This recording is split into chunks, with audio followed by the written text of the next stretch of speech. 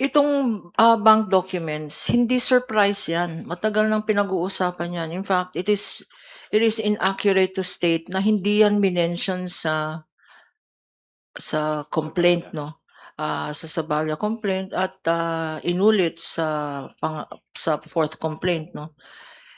Klarong-klaro po na as ultimate facts kasi. Sa complaint kasi, ang linalagay dun ultimate facts. Sa complaint hindi linalagay ang ebidensya. Evidence is a matter for the court or in the case of the House Committee on Justice, kanya sinobpina ang evidence, sa House Committee on Justice hearings to determine probable cause 'no. Probable cause at doon lumabas ang mga ebidensya. Hindi naman kailangan na i-attach sa complaint. At saka nagiging moot and academic na 'yan because sa pre-trial, na-mention na natin na isasubpoena, riniserve natin.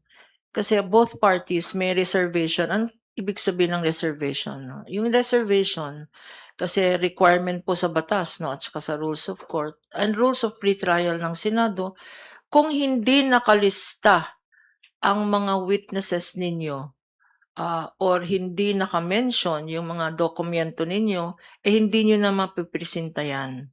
That's why 'pag na-notice niyo po, and I'm sure you've noticed, 'pag may pinapakitang ebidensya, sinasabi ng either prosecution or defense, previously marked ito.